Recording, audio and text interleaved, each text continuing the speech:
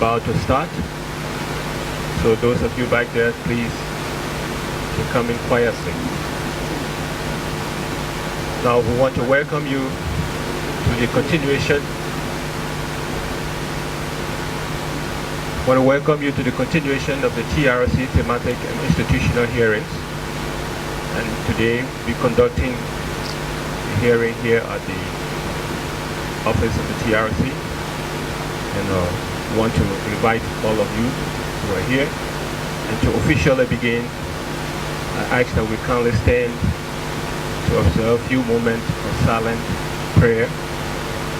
And in that moment, let us please remember those who lost their lives during our turbulent period.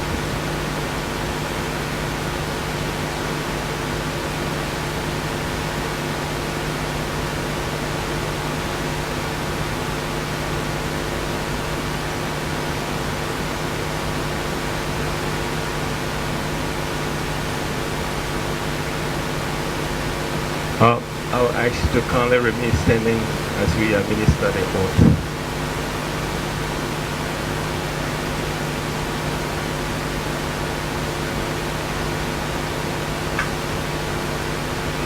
I, Johnso, do solemnly swear that my testimony that I've come to give to the TRC of Liberia is the truth and nothing but the whole truth. So help me God.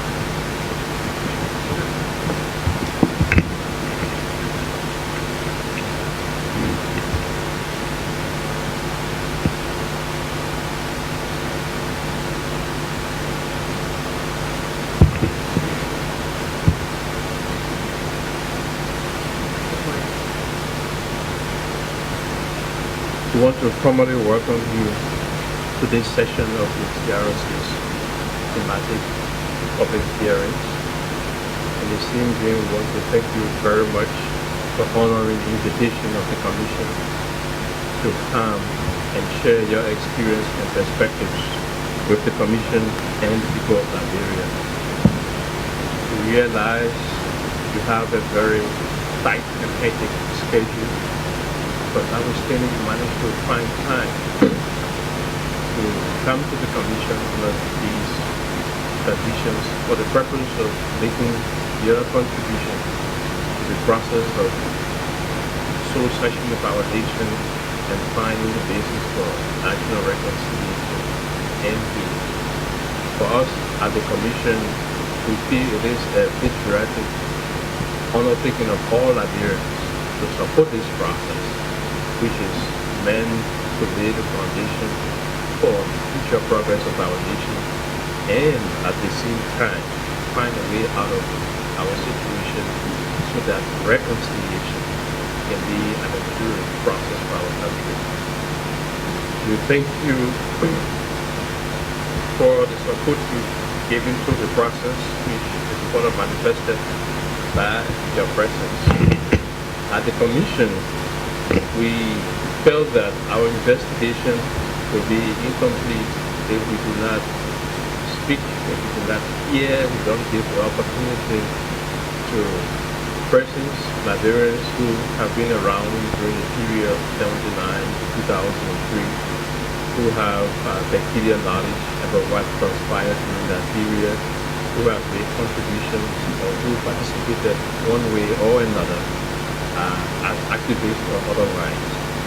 We realized that in the 70s, leading up to 1979, we were a public official, and then after the military coup, we became an opposition party.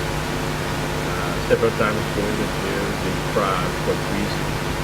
And then our country progressed on 1985 up to 1990 when there was a civil uprising by way of the war. All of that eventually there have been an upset about young youth during that period from 1985 to 1990. And then eventually we participated in the 1997 elections, and then the subsequent elections which have brought us this far. Against that background, the Commission felt will be very useful for the process, for us to hear from you, for us to give you the opportunity to share your experience, your perspective, and perhaps recommendations on how our country can move forward beyond our current situation. With that, we want to see you by that privilege. Thanks very much for coming, and you are cordially welcome. I will take this time just before you move into your presentation to introduce commissioners who are here present. We are the commissioners, others are not here for reasons beyond our control. On our left is Commissioner Sheikh Kafu Makone. Next to him is Commissioner Humu Sila. Next to her, immediate at my left is Commissioner Gerald Kuma. And immediate at my right is Commissioner Per Brown. I Jerome Radio. And then we have Dr. Nevis of the International Technical Advisor. I want to thank you once more. Thank you, Mr. Chairman and Commissioner. I said I would be here, and I'm here. Allow me to start with a little bit of perspective. I grew up in a family that represented the diversity of this nation. The good and the bad, you might say. My grandmother, my mother's mother, came from Sino Township. That's where my mother was born. She was an illiterate who had never come to Liberia. School. My mother grew up there until such time that she was taken by a family in Monrovia, the Dunbar family, and where she was raised.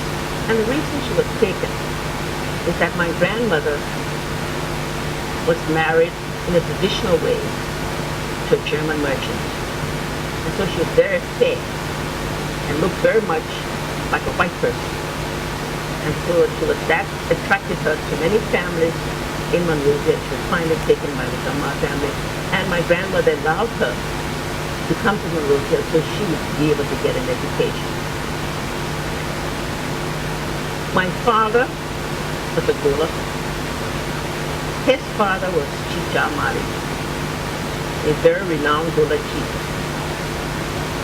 His name was also changed from Jamali to Johnso because of the interaction of Chief Jamali with Elijah Johnso and all of those. But my grandmother, my father's mother, was also an illiterate. She was Gola. She never came to Monrovia.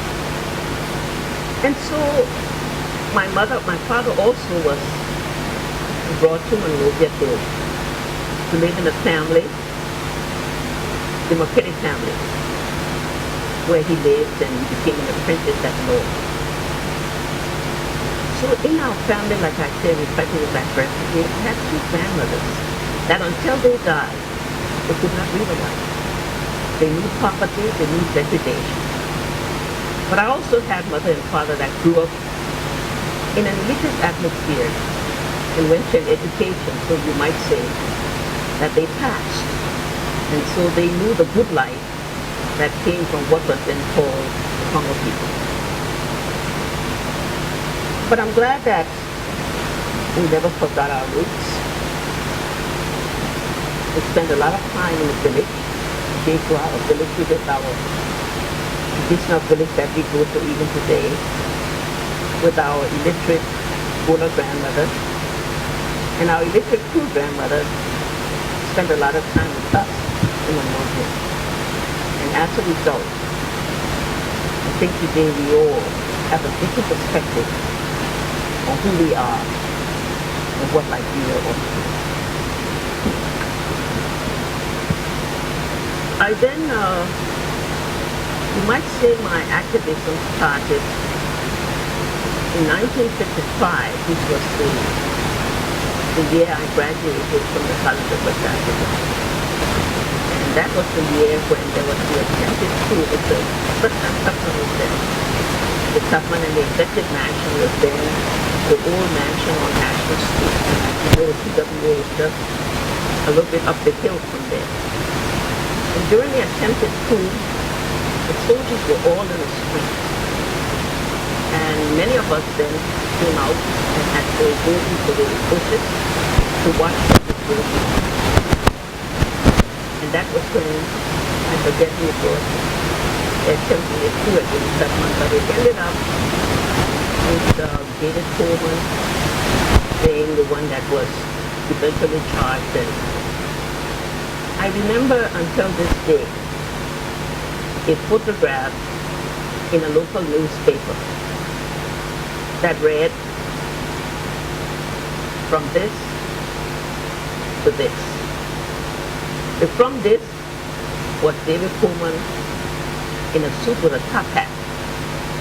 To this, his riddled body in a Kinja. I got married right after high school.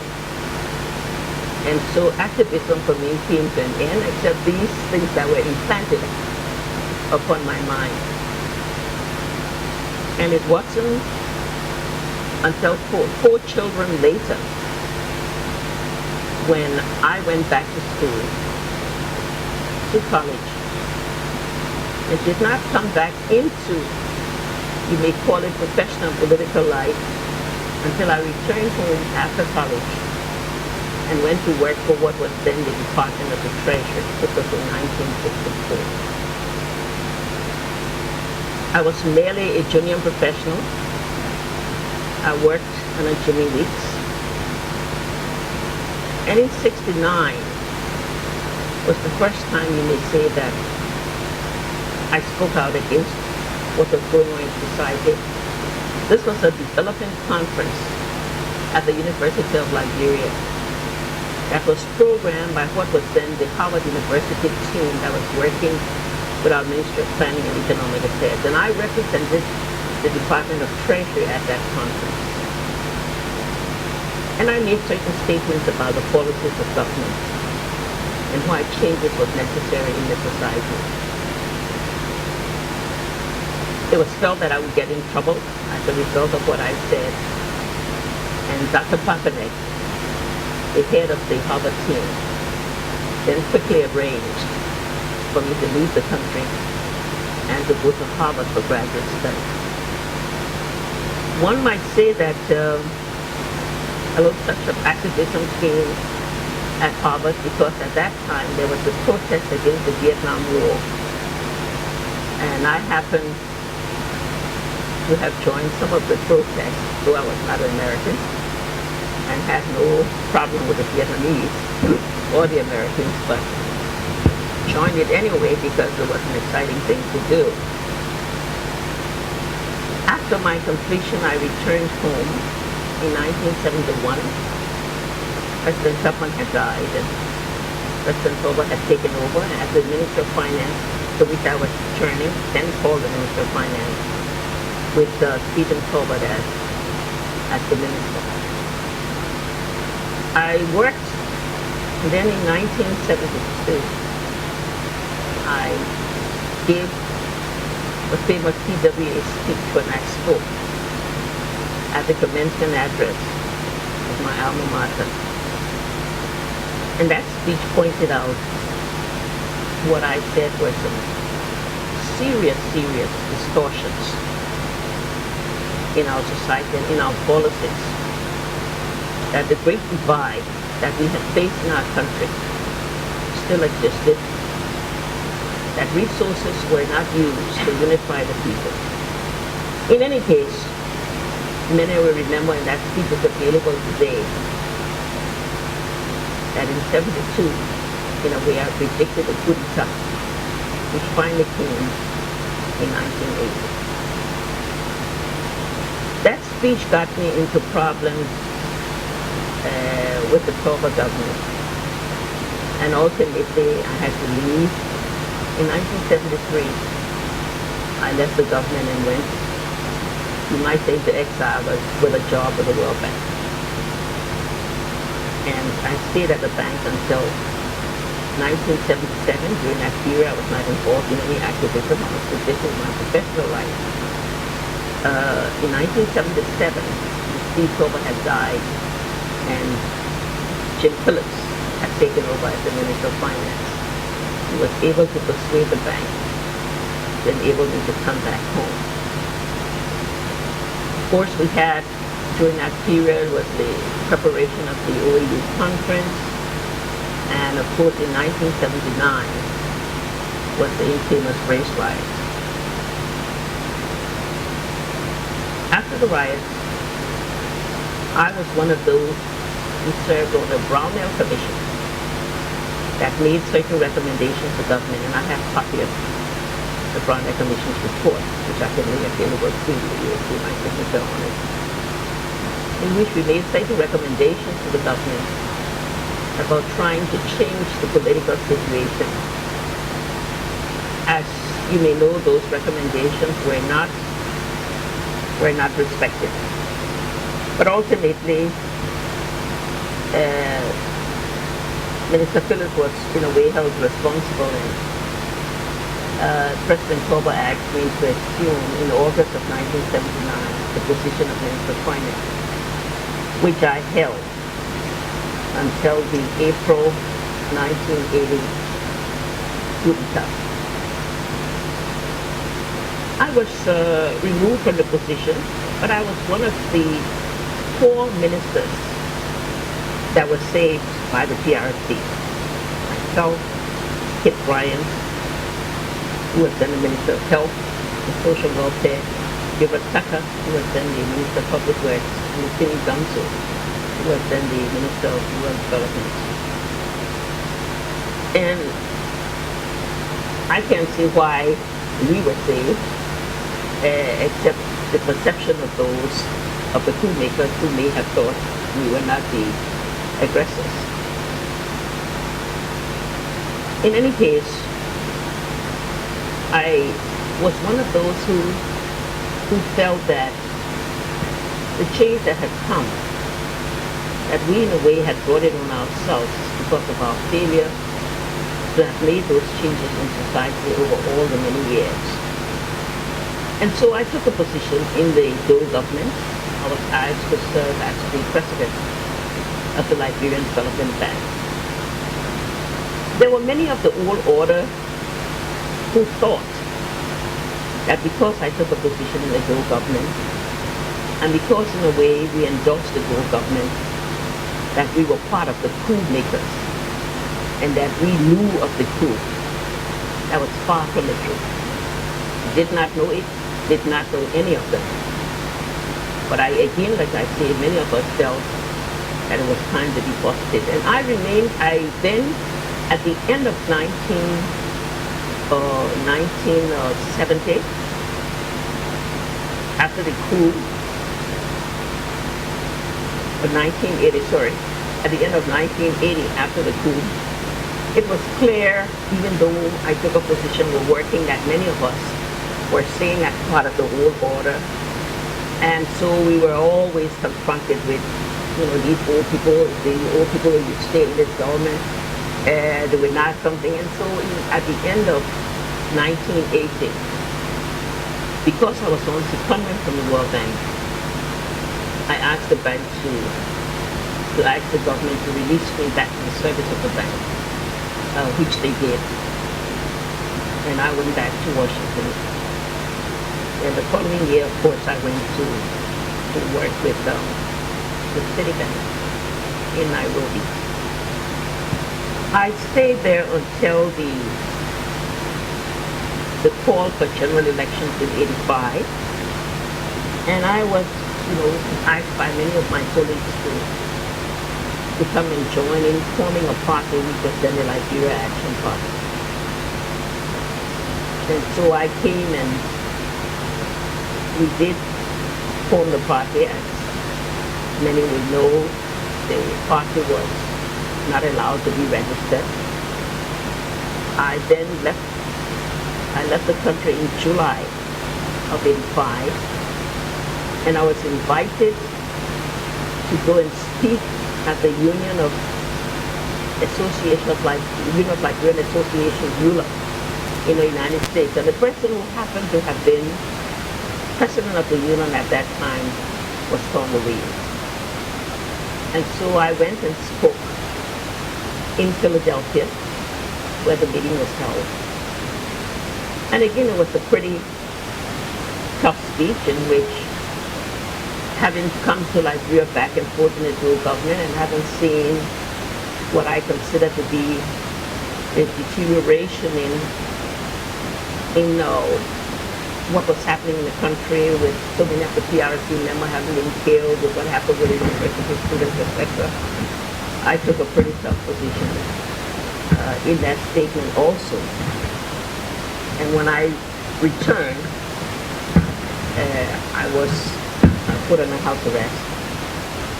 I was called, the details of that, you can get if you want, but I was called before President Joe and others, subsequently with Justice Minister Jacob Scott at the time, taken on a house arrest where I stayed for a while, and because there was some interaction with the public, I finally ended up being taken from my home on a house arrest and was then taken to Fort Stockade. Can we maybe adjust the microphone so that your hands can be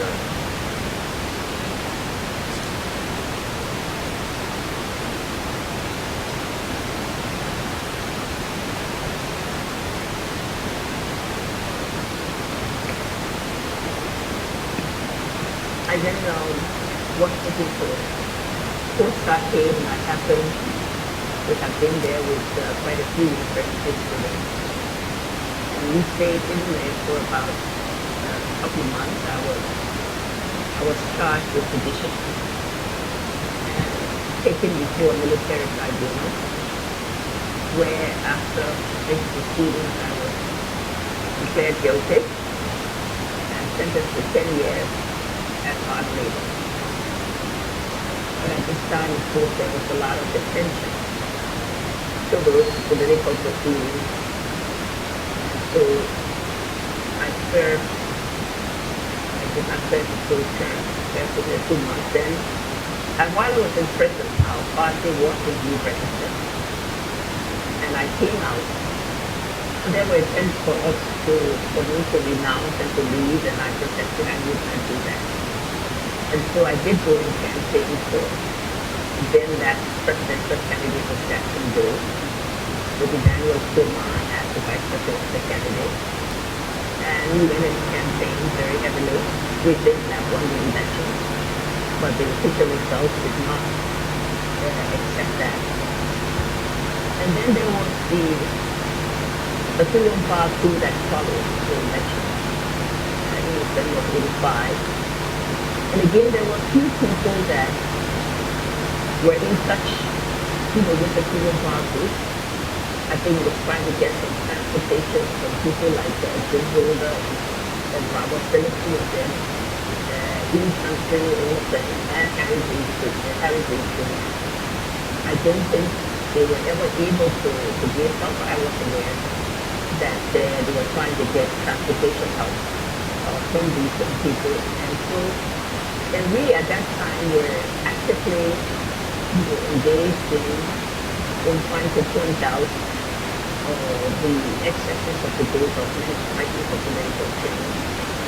And so on the day of the coup, when everyone thought that the Cuba had a new succeeded, Mr. Phillips did come into my yard, jubilated, and we came outside and we were all happy.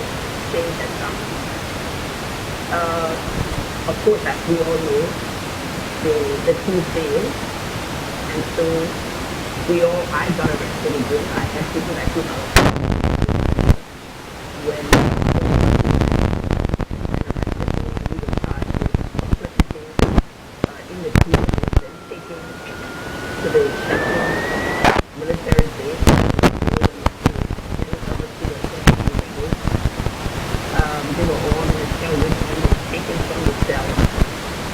were gunshots. I can only assume that they were killed since they never came back. And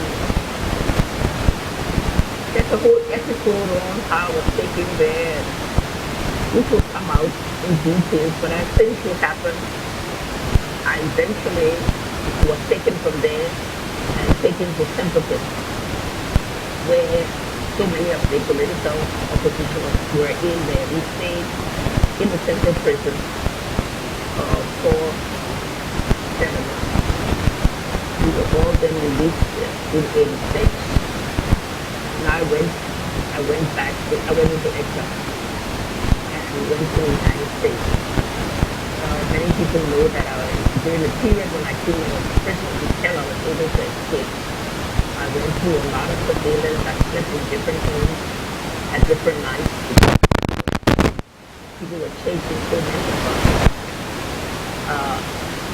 With the help of your friends, I was able to get out. I ended up in the United States and started an association with an affiliate of the Hong Kong and Shanghai Bank, and that's when we formed the Association for Constitutional Democracy in Nigeria, ACDL, and actively started a political campaign to point out the excesses of the Bull government and the need for political change. This effort culminated in the conference in Banjul, and at that time during this period, I was in touch with Tom Muriu, because, as I said, Tom Muriu was the one who was President Abdullah, and in fact, he testified, I forgot to mention that. At the time, there was a hearing in the U.S. Congress, and he testified on my behalf at the U.S. Congress. And in that respect, he was in ACDL, and we did talk and have good relationships. When we went to Banjul, well, let me back up a little bit. ACDL, Tom Muriu, at the time we did not know. Tom Muriu was a part of the Taylor group and PFL. And he introduced the Taylor Rebellion to many of us in ACDL. There were some of us who agreed with it, who agreed that a rebellion was necessary. And I will admit to you that I was one of those. I did agree that a rebellion was necessary. I myself, I think Harry Greaves and others. There were others like Ezekiel Pajibu, Patrick Sale, who were members of ACDL, Dr. Sawyer, who may have disagreed that a rebellion was necessary. And so we started to say, well, let's see what it is. But I was never a member of the MPFL. Absolutely not. What I did do was to meet at Tom's request with Mr. Taylor in Paris. When I went for a meeting there, he brought me there one morning to meet with me. And they went through it. I thought it was very strange. People who were making a rebellion at that time wanted to call for breakfast, and the response was, the money that you spent for breakfast, give us the money. And so the communication with Tom continued. Harry Greaves went out once to be able to assess the situation as to whether truly was this a true rebellion, was it something out there. He came back and his assessment was not that positive. He thought it was just a bunch of people trying to make something but did not have the capacity to do what they wanted. He may have been wrong because he may not have known all the details. In any case, when the rebellion started in December, Christmas Eve, we knew about it, we heard about it. At this point, I also was in touch with people in the State Department of the U.S. because they were also monitoring the situation. I was in Washington. And so they were also in touch with me, feeding me with information and exchanging information on what was happening. We thought this was a genuine rebellion, and it turned out to be what we consider the people's movement. Because as it gathered, there was a certain amount of discipline. Elmer Johnson, who came out to join that rebellion, was also living in the Washington area. And when he was coming out, he did tell us that he was coming out to join the Tequila, and that he would bring his military training as he had been in the U.S. military to there to instill some discipline into it. As the story goes, Elmer was supposed to go. The thing with Jackson and others who we had talked to people about ensuring their safety by taking them behind the lines. They were taking behind the lines and they reportedly killed by him.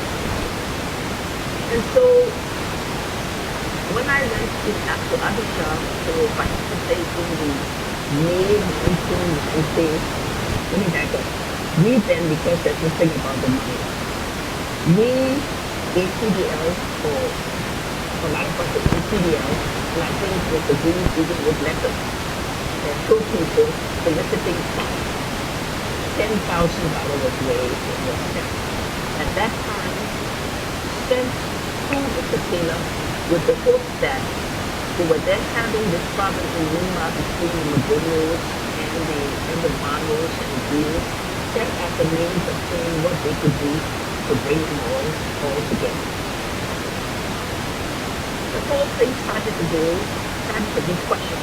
Was it really, as they progressed, what we saw was the people's movement beginning to turn into the usual type of carnage and destruction and whatnot.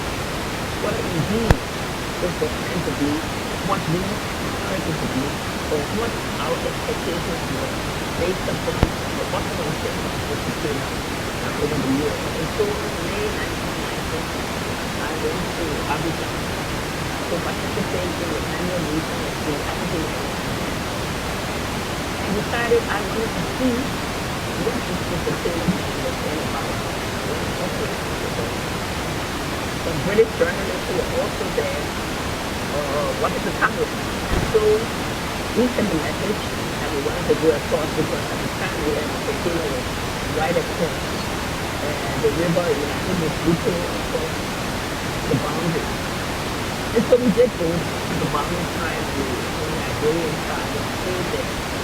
Of the British journalists and the message came and wanted to come. After a few hours, the message came back and said, yes, I could do it, but not the British government would come. I did. By this time, it was towards us. And what I saw there, when I went into this place, with was there, with a couple of Lebanese and rice and other kinds of things in the morning. And the rationing made in by the war was going to restore trying to power and something also and all of those things. You got the troublemakers and all these other people, etc. I did not read them.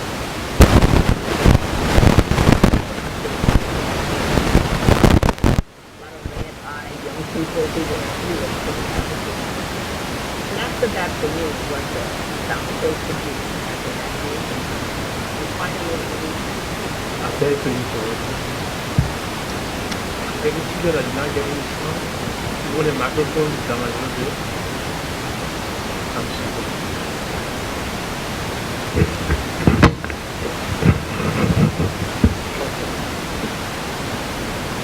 I hope we don't have to really interrupt. Like, is it okay? very well. Is that better? And so I came back to Washington. We still continue to put an ear to listen support. In July, we thought Mr. Taylor was going to finally take over, and that's when the statement I made about we celebrate and drink champagne. And then after that, the whole situation just went downhill. And after the killing of Jackson and Sugar Pule and others, we then concluded that the whole thing of Mr. Taylor was not what it was meant to be. In 1992, I I then joined the United Nations with UNDP. And from 1992 until 1997, I was a member of the United Nations. And I could not and did not